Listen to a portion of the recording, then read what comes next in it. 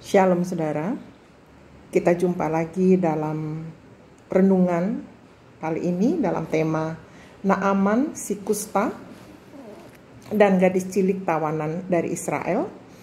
Renungan ini saya ambil dari 2 Raja-Raja pasal yang kelima ayat 1 sampai ayat yang ke-17.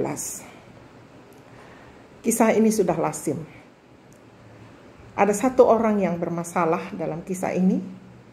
Dan ada 6 orang yang berperan menjalankan mata rantai solusi dalam kisah ini. Orang yang bermasalah itu adalah Naaman.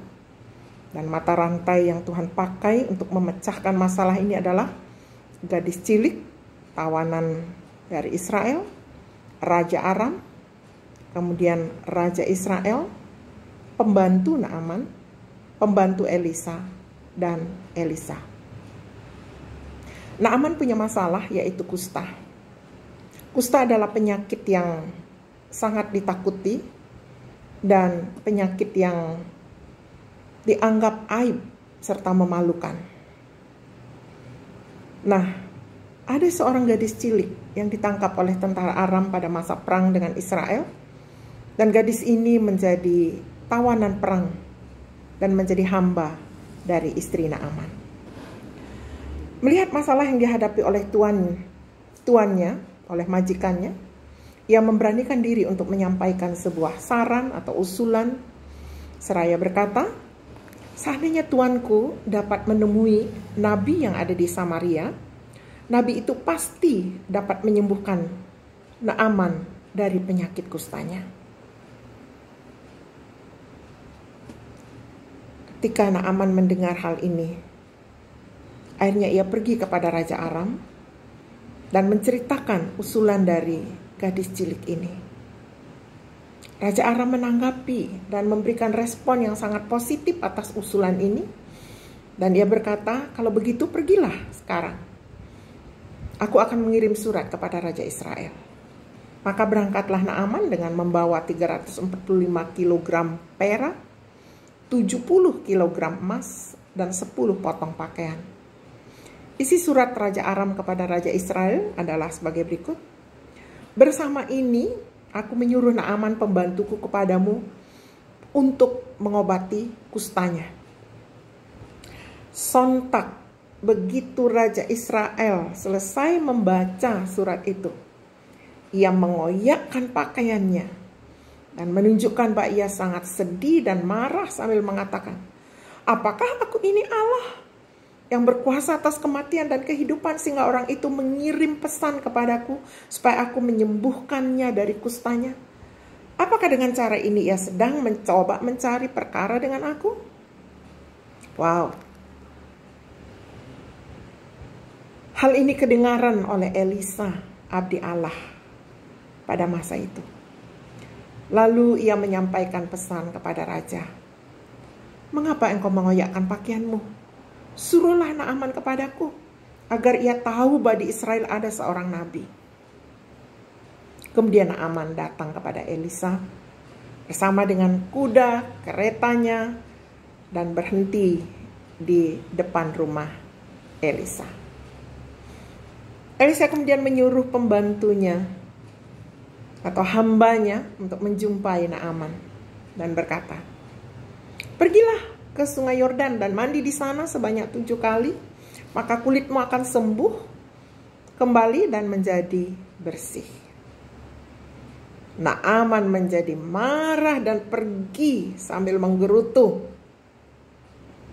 Dia berkata, aku kira paling tidak nabi itu akan datang ke hadapanku lalu berbicara atas nama Tuhan Allahnya serta menggerak-gerakkan tangannya atas penyakitku dan menyembuhkan kusta ini. Sungai Abana dan sungai Parpar dikenal sebagai sungai yang terbaik di Damsyik, lebih baik daripada sungai yang ada di Israel. Bukankah aku lebih baik mandi di sana dan memperoleh kesembuhan? Naaman sangat marah lalu pergi.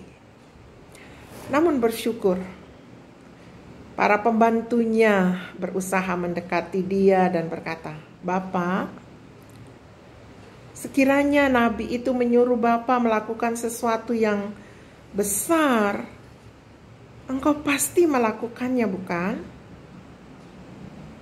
Nah, sekarang ia hanya mengatakan, mandilah, dan engkau akan bersih dan sembuh. Puji Tuhan, kata-kata itu didengar oleh Naaman. Akhirnya Naaman pergi ke sungai itu dan membenamkan dirinya 7 kali sesuai dengan perkataan Nabi Elisa. Dan sembuhlah dia. Kulitnya menjadi halus seperti kulit seorang bayi. Naaman kembali menemui Nabi itu dan berkata, sekarang aku tahu bahwa tidak ada Allah dimanapun di dunia ini kecuali di Israel. Saudara, pelajaran rohani apakah yang dapat kita petik dari kisah sejati ini? Yang pertama, mari kita belajar mengenali kebutuhan yang ada di sekitar kita. Sama seperti gadis cilik itu mengetahui majikannya sedang sakit. Apa aplikasi yang dapat kita lihat hari ini? Mungkin pada masa pandemi corona ini, kita perlu memberikan bantuan berupa sembako bagi saudara-saudara kita yang sangat membutuhkan. Yang kedua, temukanlah peran kita masing-masing dalam masa seperti ini. Apa bagian yang Tuhan berikan untuk saudara lakukan secara pribadi? Ayo kerjakan dengan segera. Untuk saudara sebagai jemaat, untuk saudara sebagai pelayan, ayo kerjakan. Saya secara pribadi digerakkan Tuhan untuk terus membuat renungan-renungan sederhana seperti ini dan merekamnya agar bisa disaksikan berulang-ulang oleh sebanyak mungkin orang. Dan orang yang mendengarkan dan bertindak sesuai dengan kebenaran yang telah dipelajari dan didengarnya itu akan mengalami mujizat.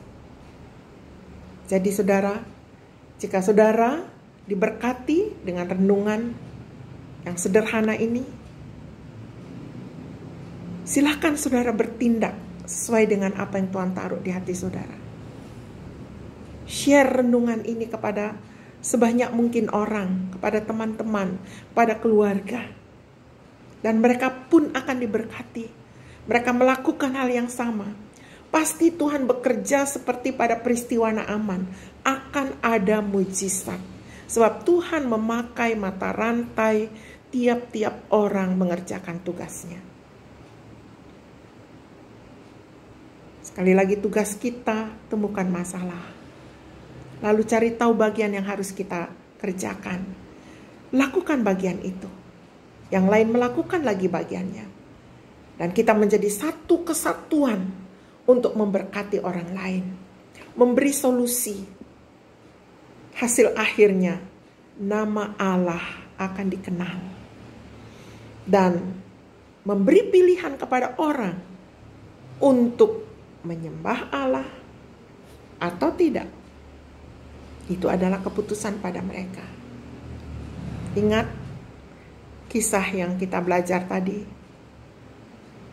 Ada 1 orang yang bermasalah. Ada 6 orang yang dipakai untuk menyelesaikan masalah ini. Sekali lagi mari di masa pandemi corona ini, kita mau agar Allah kita dikenal oleh banyak orang.